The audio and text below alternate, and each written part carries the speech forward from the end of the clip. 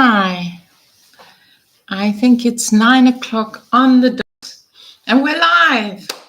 So let me know when you come in down in the chat box, if you can hear me and if the picture's okay and everything.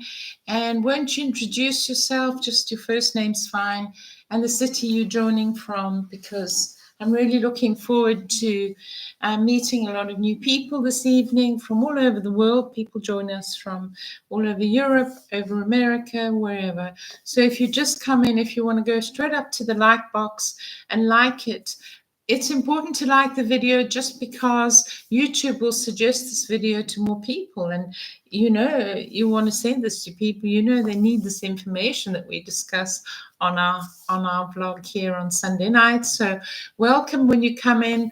Like the video as I mentioned, and if you're a regular here, you should have subscribed by now. Why haven't you? And if you're new here, my name is Amanda. I'm joining you from Italy, as I do every Sunday night at 9 o'clock on this podcast. And the subject tonight follows on last week, which is a new direction. It's talking about what's happening after the US elections. Now, I know a lot of people are fed up with the some stuff happened to me this week that was very relevant. Tell you about it, because you know me, I love to tell you about what's happening in my life in Italy, because lots of people want to know, because lots of people have decided to move to Europe. They were probably thinking about it before Trump, but now they're definitely thinking about it. So I'm going to talk about my life here in Italy, and a particular subject I'm going to cover this evening is what happened when a friend of mine from New York, who contacts me quite often, said, listen, I have some friends and they are desperate to leave America now that Trump has won. They were thinking about leaving if he was going to get in. Now they're in a panic, usual story as we covered last week. So I said to them, well, you know the deal. If they want to email me, I can give them what is required if they don't have Italian citizenship, what they would need to get a retirement visa. And he said to me, no, I can't, because they've all said to me, 5 of them apparently in New York, that they can't come to Italy because Italy, the Prime Minister of Italy, the President of Italy, Giorgia Meloni, the first woman, we actually got a first woman. America hasn't managed yet, but Italy has its first woman president for a couple of years already. That was a big, big departure from all the men we had before.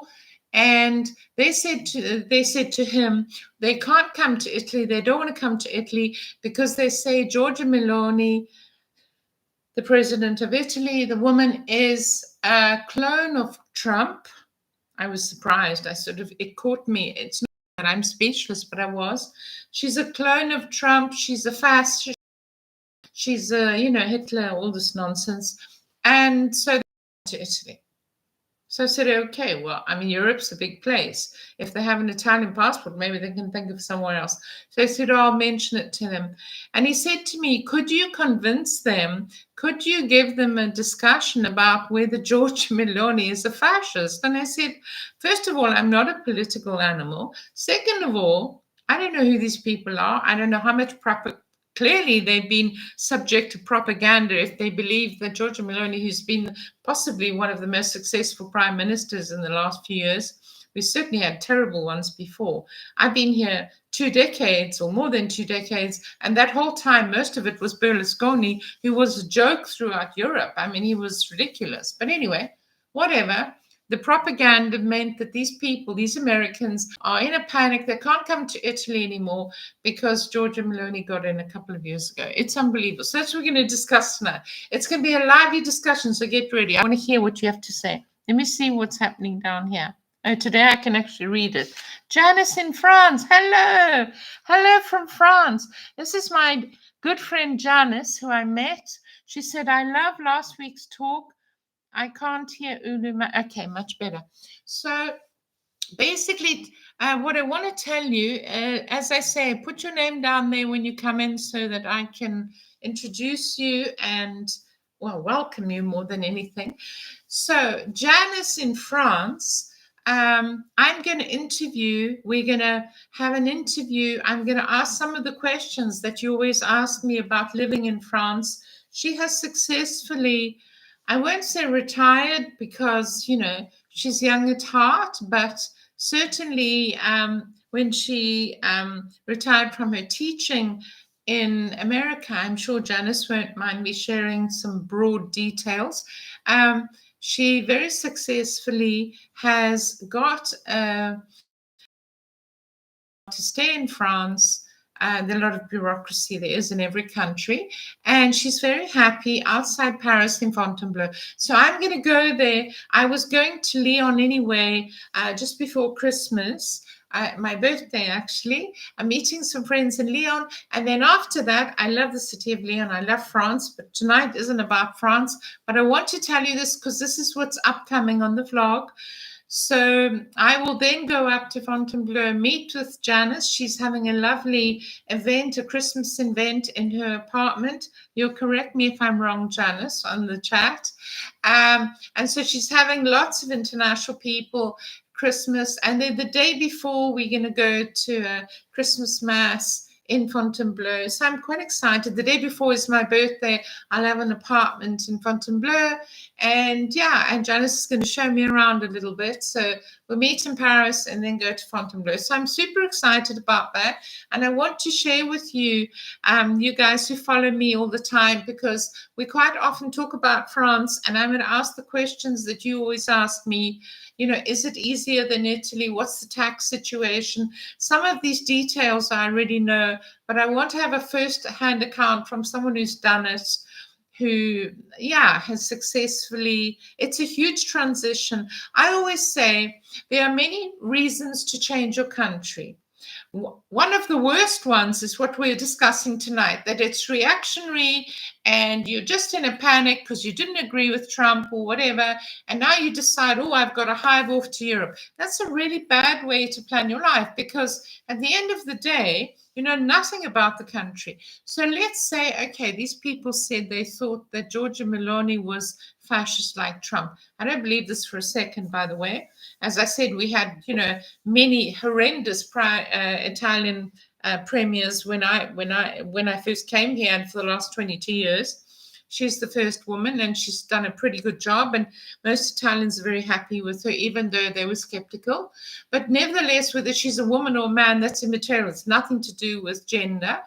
The point is that when this propaganda happens, and there's obviously on the left been a lot of propaganda about the fear of Hitler and Mussolini coming back, and now them calling Giorgia Meloni's got absolutely nothing to do with Trump, and probably doesn't agree with Trump on many things, exactly a clone of him. So this kind of reason is a really bad reason to go to another country, because you're very unlikely to be happy there. I have people connecting with me in Europe, asking me should they come to Italy because they were unhappy in Amsterdam, or they were unhappy somewhere else, maybe France. And I say, I don't know. I mean, I in Italy have made many adjustments. There's many things in Italy I really don't like, that haven't suited me, that have been extremely challenging. But I decided to come here. And I decided to go on this adventure because I love the Italian art, the culture, the food, and many other things. There's lots of things I absolutely hate about Italy, but there's nothing I can do to change that. Whether it is my country or it isn't my country, it is now my country. I'm a citizen. I became a citizen, so I'm a dual citizen. I have two citizenships, British and Italian. The point is, there's certain things you have to deal with, even if it is your country. So as I mentioned last week, somebody please explain to me how, when you have 50 states in America, okay, the party that you decided was the right party didn't win, and the other party, which obviously you have the fear of God that's been propagandized into you, you can't find a place in 50 states that you could make a whole new life once you, I don't know, get your Social Security or your pension, or once you decide, in early retirement because you have investments. You can't find a place in the States where you could go and make a nice life. So you don't have to change country. It could be, I don't know, 10,000 miles away across America. No, Can't do that. Got to run away from the country and go to a country that you know absolutely nothing about. So here's a question. Janice can chip in here, or anyone else who joins us. Did you know before you went to France, did you know all the policies of Macron? Did you know exactly how he would behave? Because I certainly don't. And I live in Europe and I watch the news. And although I'm not a greatly political person, I know some of the policies of Macron, but he surprised many people and Sarkozy before him. So if you decide that you just got to run away to Europe because you can't stand Trump, fine. But it's like cutting off your nose to spite your face, because maybe there's something wrong with me, but I just don't understand this. I find it absurd. By the way, I'm having a glass of wine. It's been a horrendously busy 4 days. I have literally worked 16-hour days doing my vintage pop-up shop at the market, doing my vintage jewelry, and also doing a Christmas market. So I'm running on pure adrenaline from 4 days of non-stop work. So I'm having a lovely little glass of red and having a lovely chat with you, my wonderful friends online. As I was saying, my darling audience, and when you watch this back, please drop down in the comments. If you don't watch it live, comment. Let me know what you think. I want to hear your feedback on this. So you decide, okay, I can't stay in America, I've got to go to Europe, and you just randomly pick a country, maybe for its tax deal, maybe because you've heard it's easier, maybe because something fascinated you. So here's something that might be surprising to you.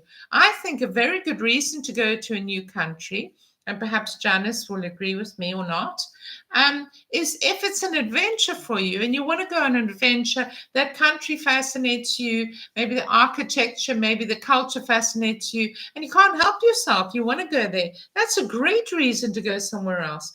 Because you're going to have days when you think, what the hell did I do? Why did I get myself involved in all this bureaucracy? It's stressful. It's expensive. I've got to move bank accounts. I've got to open things. It's a nightmare to do, whichever country you go to, unless you're stinking rich and then somebody does it for you. Some lawyer does it. But for the average person like you and me and the mango tree, we've got to do it all ourselves. So a really good reason to move to another country is you love it, you can't bear to be away from it, and you do some trips and you fall more and more in love with it. You love the food, you love the culture, or the language fascinates you. That's a good reason to move to another country. Tax could be one reason, but it's not enough, because tax will never satisfy all your needs if you've left your own home country. It's tough. You've got to make adjustments. It could take 5 years for you to feel settled.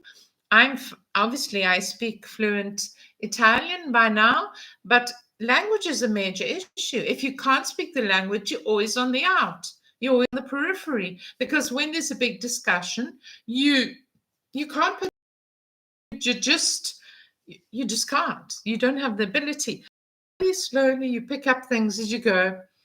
What I feel is very counterintuitive is if you just hang out in expat groups, because you're never going to meet anybody except some really quite bitter and twisted and unhappy expats who've been there for years, never learned the language, never adjusted, and you can't just hang out with them all the time. You need to meet Italian people, French people, wherever you're living, and start slowly getting into the language. Am I wrong or am I right? I want to hear from you. Okay.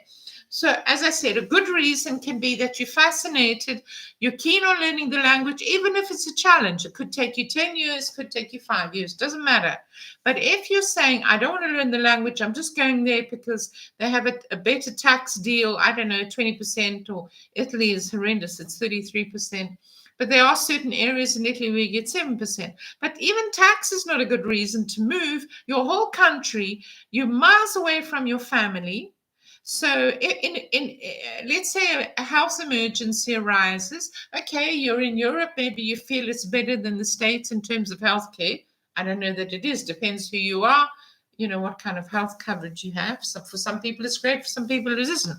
The point is you're miles from your family and your support system. So you're going to be an incredibly strong person to deal with this upheaval in your life. You've got to fall in love with a person, which is another good reason to move. as long as you're sure that they love you just as much, or fall in love with the country as an adventure. Those are good reasons. Or you offered a job, if you're lucky and you're international and you speak more than one language.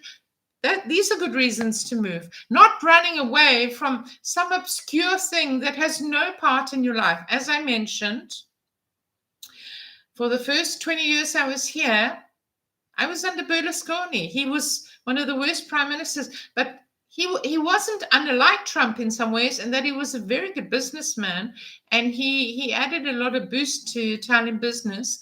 He did lots of other things. You know, there were scandals, sex scandals, God, I don't know, a million scandals. But the point is, I guess they put up with him for quite a long time because he knew what he was doing, apparently, as a business person.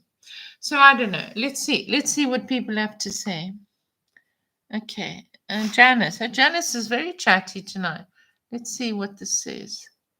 I loved last week's talk. Great. Hi, happy early birthday. Well, it's not my birthday yet. It's going to be when I'm with you, Janice. They can go after your Q&A. After they have heard your video interviewing me, they can get a free book on how to move to France from my website. Thank you, Janice. Okay.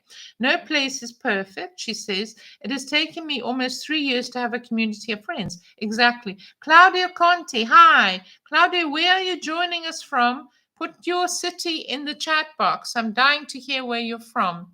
Thank you for joining us. And I want to hear Claudio's viewpoints about the Italian Prime Minister, what he believes. Do you believe that Giorgia Meloni is a clone of Trump? I mean, I find this absurd. So anyway, that's what started this discussion. We spoke about it last week, all these celebrities running away, okay? But I think there were two things that surprised me this week. One was the guy in New York who said he has these 5 friends who are getting ready to go to Europe in case Trump won. Trump won, obviously. So now it's urgent. But now I'm told that they can't come to Italy because Giorgia Meloni is a clone of Trump. So I don't know where that goes. But the other thing that surprised me was that all of these celebrities that were hired by the Democrats, and in particular by Harris, they all, well, I mean, we spoke last week about them crying and ranting and raving and going hysterical about how is it possible? It's the end. We never get, you know, Oprah actually went on national TV and said, we'll never be able to vote again. It's the end of America. It's destroyed. The whole the whole constitution's destroyed. You'll never vote again. The world is over. The sky's falling down. It's like the story of Henny Penny when the sky was falling down. So, yeah. And Oprah, believe it or not, with her billions, was paid $1 million to stand up there and do this little chat, okay, as Harris's campaign manager, apparently. Oprah is not short of a penny, as we know. And not only Oprah, but there was, I mean, there's a list. You know the list. There's Taylor Swift, all of them.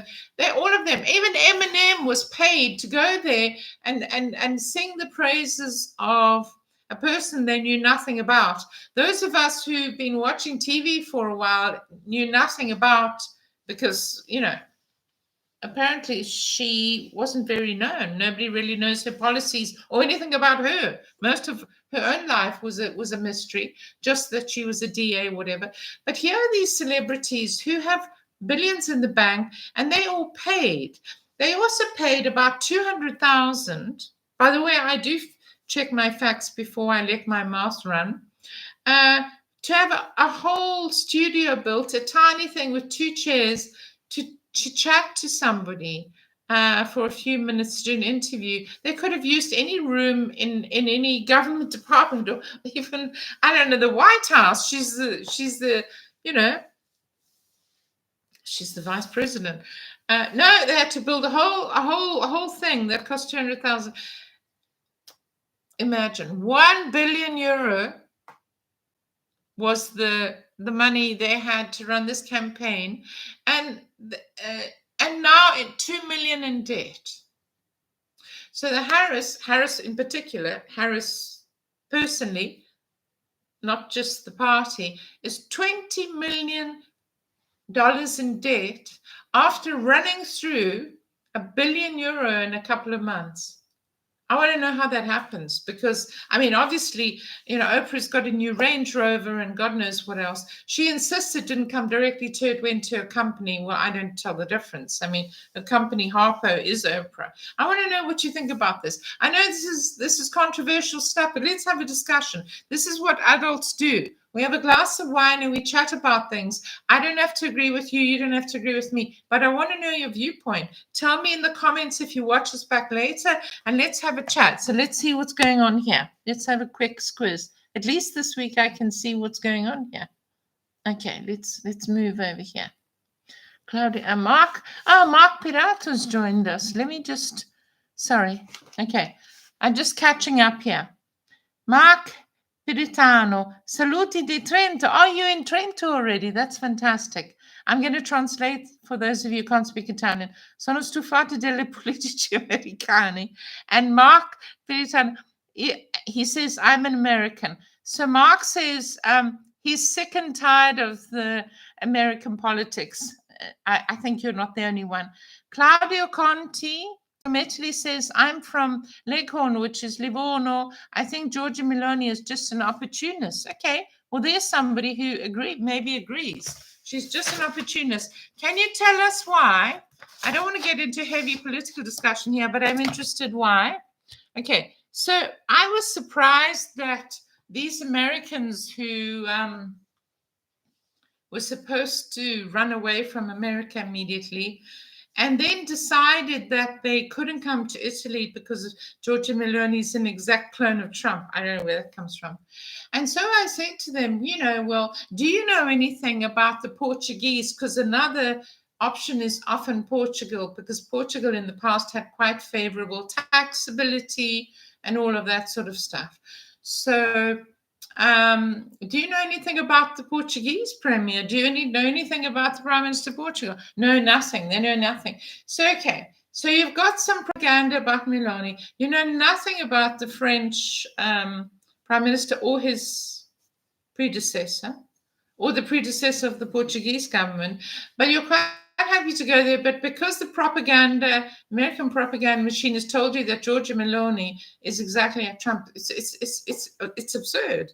I find this amusing. This is not a very deeply serious, but it is in a way serious because I'm giving you my absolute opinion, and this is YouTube, and one has to be careful because there are people who don't particularly like YouTubers talking about this sort of stuff. But hey, I'm having a glass of wine. Mark, I'd like to know from Mark, how did it go in Trento and on what visa you came in? I think you came in on the, as I understand, the elector visa. Write down. And also I'd love you to leave me some comments later when I'm offline, when we finish the live, so that other people can have the benefit of reading them. Okay, so whatever you've written here, maybe a couple of lines, when this is published, as soon as we finish, go leave me a comment. I love that. Okay, so there's some answers coming already. This is hot and heavy, this conversation. Io sono americano. He's American. Okay. He came in on an ERV. So Mark Piritano, who's living in Trento, which is a beautiful city, by the way. Love Trento, love Trentino, love the food, love the wine, love the wonderful mountainous. It's one of the most beautiful regions of Italy. Sometimes it's on the border of Alto Adige. Alto Adige literally means the high part of the Adige River. The river actually is part of the province, but it's where the Dolomite mountains are very famous for their beauty, and a very good wine region. One of my favorite reds comes from Trento. I do love it. So yes, so yeah, I want somebody to fill in the blanks for me. How is it possible that you, for the last year, as Trump has been campaigning, you've decided that there's no way if he wins you can stay, but you're convinced that the other side's going to win? The crying and the moaning and the justifications, it's fine. The other side won, you lost. It's okay. be a sore loser. But anyway, no. We've had, gosh, the news, the politics, the celebrities. I read the list to you last week. If you haven't watched it, go back and watch. It's quite amusing. Of all the people who said they would leave last time Trump was in power, and now...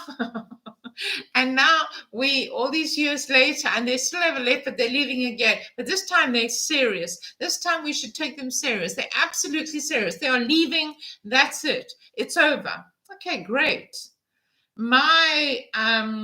Some of my audience commented last week, great. Go quickly. And why don't you leave the money behind that you took from the Americans and go? I don't know. Some people have very strong opinions about this. So there we are. Anyway, if you're joining us for the first time, my name is Amanda here in Italy.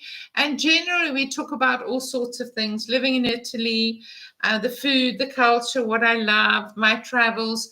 Tonight is quite an unusual thing, but it happened this week, and it really struck me that I needed to talk about it because I could not believe that people were saying this. Anyway, I'm going to have a sip of wine while you guys chat in the chat box. By the way, this is French wine tonight. If you haven't watched me often, you know that I also love France, and I particularly love the Rhone region, the River Rhone, where I'll be, as I mentioned earlier. I'm going up for my birthday, which is, I have to compete with Jesus. My birthday is always upstaged by baby Jesus. And of all the people you don't want to be upstaged by on your birthday, it's baby Jesus, because everybody loves baby Jesus. So by the time my birthday comes around on Christmas Eve, really, it's really an afterthought. But anyway, this year I'll be in France. And so I've got a couple of days before in Lyon. And then, as I mentioned, I'm going up to Paris to meet Janice in France, who's in the chat right now. I'm going to interview her that afternoon before the afternoon of my birthday. I'll have an apartment in Fontainebleau, where she lives.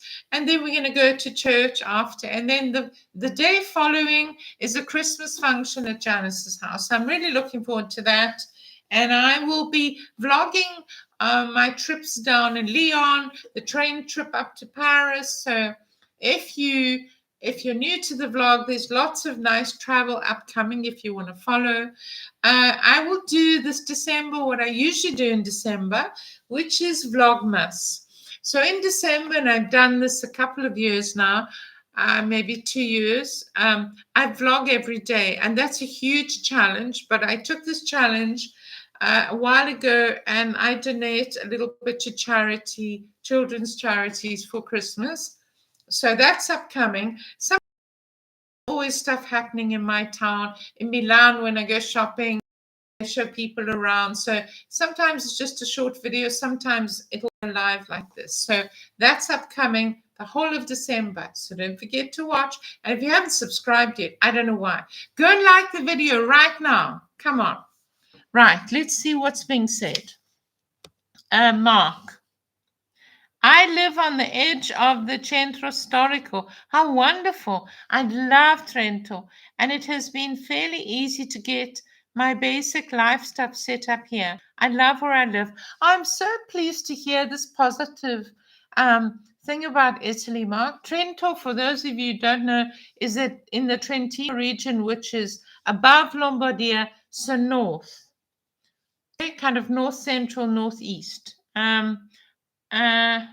My sense is that a lot of Italians are souring on Meloni, and I have heard criticisms about her hiring family or close friends. I didn't know that. So this is why I love having my audience, because this is what they tell me. Okay. So I didn't know that. I don't watch much Italian news. Obviously, I watch the international news. So whenever Italy is the subject, I listen to that. And I have done, and I read articles. I read a lot. I read more than I watch TV, because I think a lot of TV is just straight propaganda. Janice, are you still with us? I hope so. I hope Janice is still with us.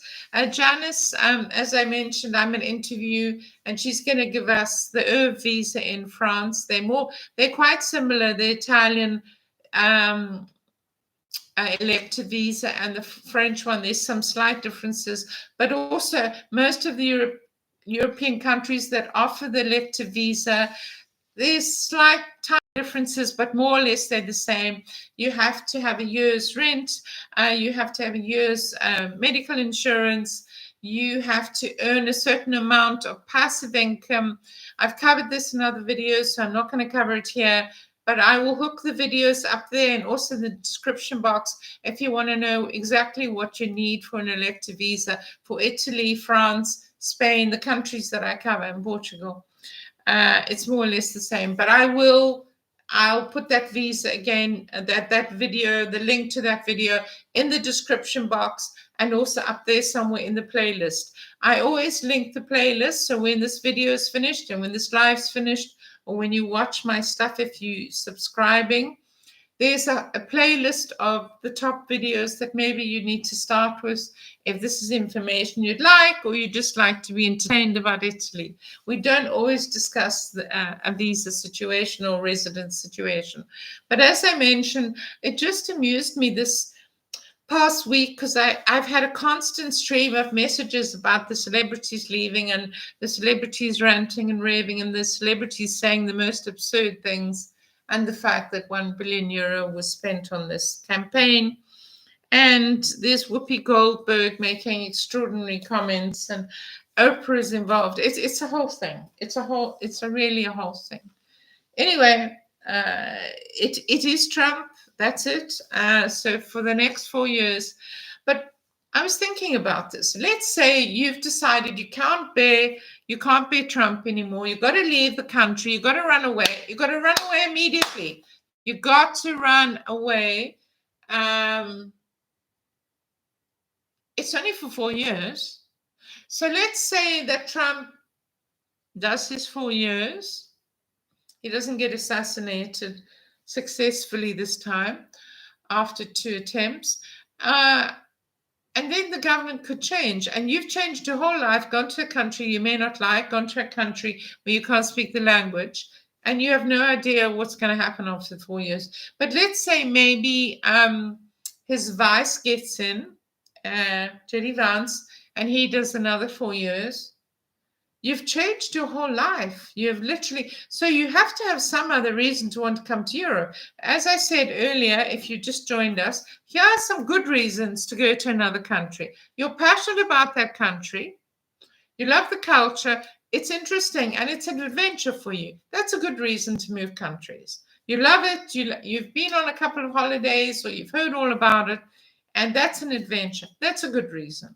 Another good reason is that you fall in love with somebody from that country and you're sure that this relationship has staying power. It's not just a passing thing.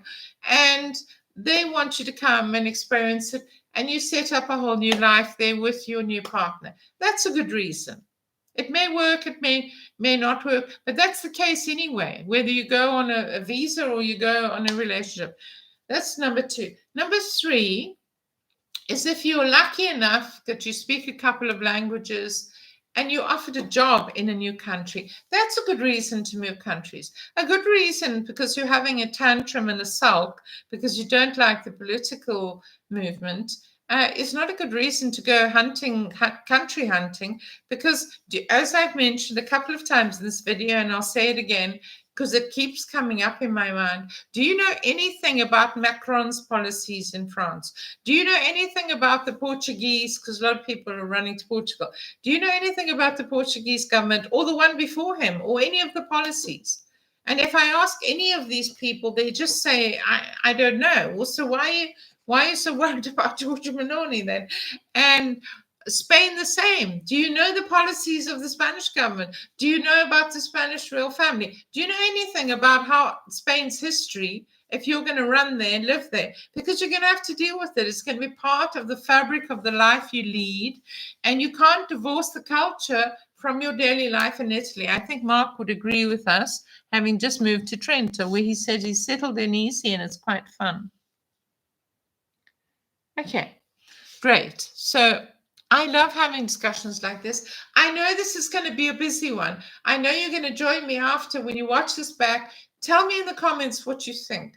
Tell me the reasons that if you've ever moved countries, why you moved, whatever. You can just put an email name. You don't have to give your full name if you don't want to. But I love the comment section because it's always amusing to me. And I like to be useful. So if you're just joining tonight and you want to know about an ERV visa, an elective visa for either Italy, France, Spain, all those countries, if that's what you want to do, I have a whole playlist. You can also drop me an email. I have a website, relocatetoeurope.com. You can write me there. But also I'll put a playlist of the top videos on the ERB visa, on dual citizenship for Italy, all of those things. I became a citizen some years ago, as I've already mentioned sometimes in the vlog. But yeah, it just really interested me this week how many people are prepared to just take a shot in the dark and move to a country for a reason that to me just seems, I don't know, absurd, maybe. I hope they'll be happy. I hope they will find their paradise. I hope they won't find lots of roadblocks in their way. But I'm skeptical because there's a great chance it will happen. So yeah, it's amazing. I just want to get rid of this call. Sorry, and I should have silenced it.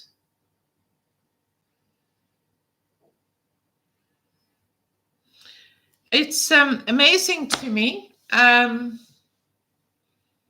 reasons that people say they want to move to Italy. Now, I've heard every reason in the book. My reason was, to be really honest with you, I covered this in my #1 first story when I came to Lucca in Tuscany. So if you haven't watched that video yet, it's the #1 video on my playlist is called My Life in Italy, Part 1. Okay. My reason was literally, I was in Scotland. It was Hogmanay. It was after Christmas. It was absolutely freezing. It was snowing. It was pouring with rain. It was, oh God, it was freezing. Anyway, I got an offer to come and cook because I trained as a chef in my younger years and look after a couple of young children in Tuscany for a couple of weeks during the summer because their parents were starting a new business on the winery and they were quite busy. And I really enjoyed it. It was a very famous wine estate in Tuscany in Montevacchi in the Chianti region. And it was great. And afterwards, I took a little sabbatical because I needed to. I was, had a successful career as a financial person and really wanted a completely different thing. And all the stories I'd heard about Italy and the nice things I heard about Italy, I wanted to explore them. And so I did. And so after those couple of weeks, nearly a month and a bit, I think, had gone by, I started traveling around Italy, but went to Cortona, where Under the Tuscan Sun was written and filmed. Francis Mays, who I met, and I still have good friends from the Cortona days, which is on the border of Umbria and Tuscany, for those who want to know. And yeah, I eventually decided to run a villa. So that story I've already told. I got offered a job to run a villa for some international people, a friend of mine who was in Britain. Yes, so started my life in Tuscany, and I lived in Lucca for a couple of years before I went north to take up a job in Milan. But that was quite a long time ago. And this is now, and here is now. So yeah, I do love traveling. I love different cultures. My new goal is to learn French. I speak fluent Italian. English is my home language, obviously. And yeah, I have a new goal to learn French. So maybe Janice can tell us how she's getting along with her French. And as I mentioned, I will be interviewing Janice. So if you want to know about the French visa, how you can get there on a passive income, you need to be semi-retired or have passive income, meaning you can't work. Let me know, because I will give you the date. It will be basically Christmas Eve. It'll go out, the live, so you can join us then. In the meantime, as I mentioned, I'm going to be covering a lot of Christmassy stuff, Christmas markets, and just general going around Italy as I do, traveling, chatting with friends. Maybe I'll have some other interviews here in Italy. So I look forward to doing that with you. And yeah, so I'm looking forward to your comments because I know this is going to be a one in which lots of people comment. So let's see if anybody's in this chat box. I generally get people from different sectors. We often have Australians join us, also Irish. Anne is a long-term friend of the vlog. She often joins us. And depending, some days I have quite a few Canadians, have quite a few long-term followers of the vlog in Canada, and they put their viewpoint forward. And also in the States, even before when I was vlogging a couple of years back, lots of Americans used to join the discussion on a Sunday night. So it's always going to be on Sunday night. So that's what's upcoming, so you know. And lots of lovely travel during December. So I'll just chat about what's happening in Italy, Christmas events. I'm going to also do a budget shop in Italy so you can see what it costs, and just generally covering what it means to live in Italy, the things I love about it, the things that challenge me. I definitely have to do things that drive me crazy in Italy vlog because I've been asked to do this so many times. I've avoided doing it because I love talking positively about my life. My life is generally quite good, but it doesn't mean I don't have any issues and any problems and some culture shock. As I spoke about one vlog ago, you can go and watch that video, the culture shock video. Sometimes, you know, things don't go your way. Maybe you feel out, maybe you feel lonely, you're far from your family. Maybe people do exclude you just because they don't know what to say to you. You can't be included in the conversation because you don't speak the language. These are all things that massively affect your happiness if you've moved to a new place and you're trying to fit in. So it's always a good idea to sort of not jump into the expat pool immediately, because it's kind of like a crutch in a way, and it kind of stops you from leaning toward Italians. Even if you just catch a few words of the expression and smile, maybe you don't understand the jokes, that's okay. We all have to start somewhere. But if you immediately sort of say, no, I'll go with the expat groups because I feel more comfortable because I can speak my language, that's okay occasionally. But if you're doing it all the time and you're doing it as a habit, it's going to prevent you from learning the language. You need to learn the language. And as I mentioned already in my first part of the story, I was forced to learn the language because literally within a month I had a job and I had to brief the staff in Italian. And there were many nights when I went home and my head was doing this because they were probably laughing at me because I was just using my hands and picking things up, trying to describe things. And so I learned very quickly because I had to. And so many people sort of shelter themselves from learning it because they feel, oh, it's difficult. I don't want to feel embarrassed. You have to go through that teething period. You have to go through that uncomfortable period where you say completely the wrong thing or you say words that mean something completely different. And sometimes it's hilarious. I can tell you many stories of times when I had students in Milan, and we got completely the wrong end of the stick. In fact, I'm going to do a whole post on that. Some of them were absolutely hilarious, the things that came out. But all of us have to go through that stage. We have to go through that stage until we can be fluent. And the last time I went to France, this last summer, end of August, I started, having little short conversations using my French. And people were really kind and super, despite people saying the French weren't accepted. I was fine. I learned, bonsoir, little things I could say after dinner, or, the greetings I already had.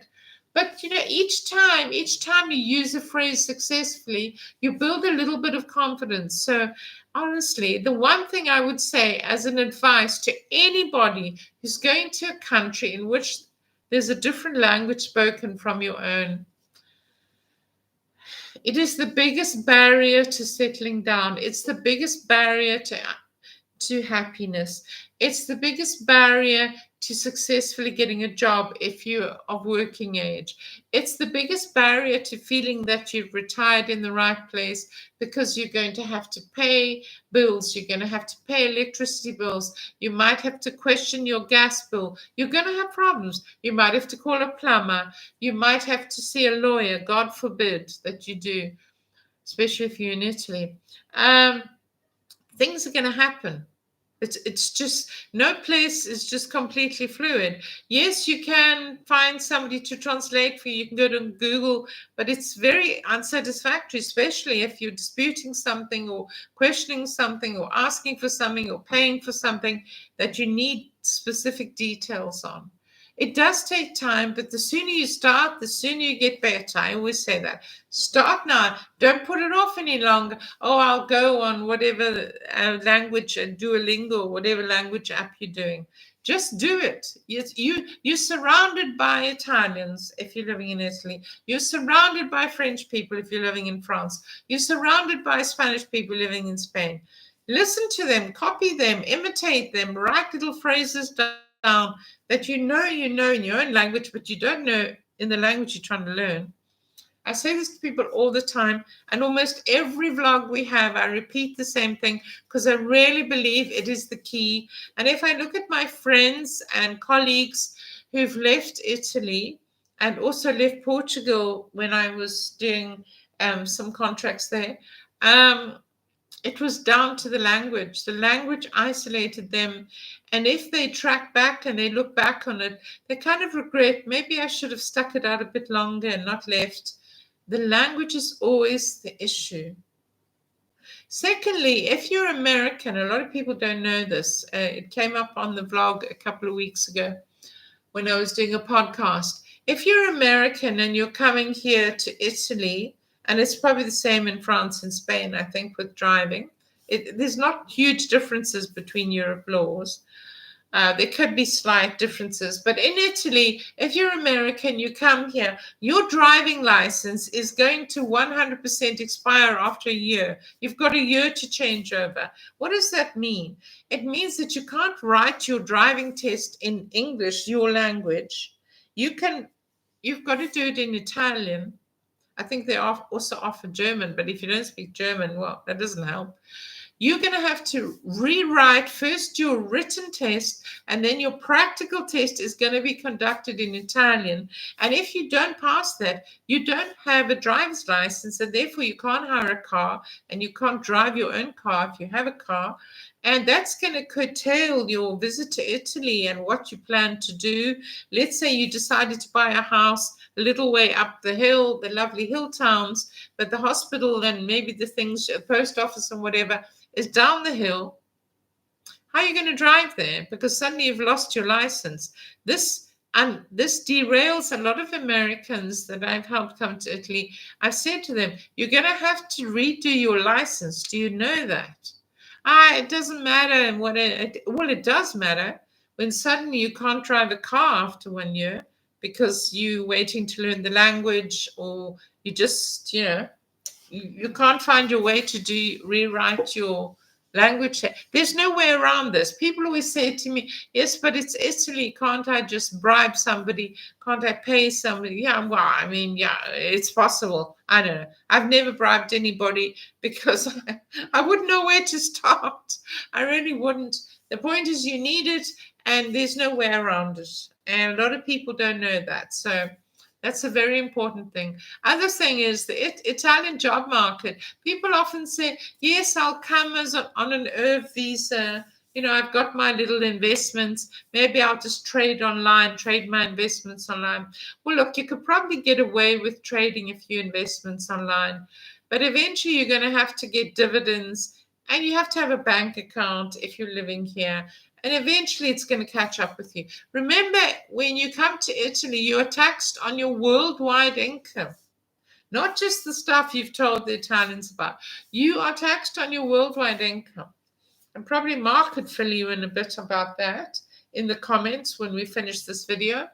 But France doesn't tax Social Security, which has made it quite popular with Americans. And we'll be talking about that with Janice when I do the interview with Janice on living in France. Yeah, you need to know all of this stuff. It's crucial stuff because it might not seem that important when you're just dreaming of Italy and you don't want to hear any gory details because you don't want your mind changed. That's fine. We all like that. Most of us don't want to hear, the difficult stuff. We just want to hear the good stuff about the lovely pizza and pasta and the beautiful fruit and the lovely gifts and all of that. But ultimately, you're going to have to deal with the stuff. By the way, this Rhone French wine, which is not a particularly expensive year, not a vintage year, it's just lovely. And the more air you give it, it's just round, lovely cherry notes. A good Rhone red, you can't beat it. It's really good. I also drink Italian wine, of course, occasionally, quite often actually. Covered Italian wine quite extensively in the vlog. So yeah, so that's where I am tonight. So we've covered a few things about when you're moving, what are the good reasons, the bad reasons. So you drop down in the comments if you watch this back later and let me know what you think. Please go up and like the video right now, whoever of you are still in the chat box. And I'm gonna sign off quite soon. I'm super tired after quite a heavy week. I feel quite relaxed. I'm going to have a lovely soak in the tub tonight. Lovely hot soak, and then I'm going to hit the bed. It's been a very hectic week, and I look forward to seeing you next week. Next week, I have my vlog, same time, same place, 9 o'clock live. So join us again. I'd love to hear your viewpoints. Thanks to all of you who joined this evening. And don't forget, once the video is published, you can go back and watch the bits that you missed. So you can watch it through. I'm really needing to, bring up my watch time so that I can actually start monetizing and giving that bit of advertising revenue to charity as I plan to do every Christmas. And so please, watch it through. Let the adverts run if you want to. There's no adverts yet because I'm not monetized, but in the future there will be.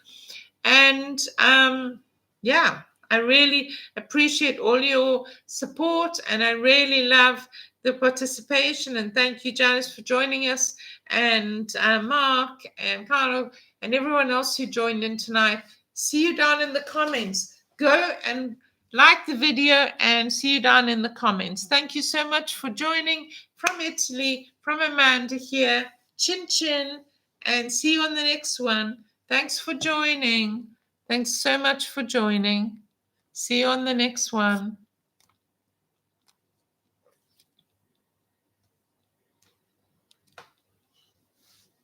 Bye.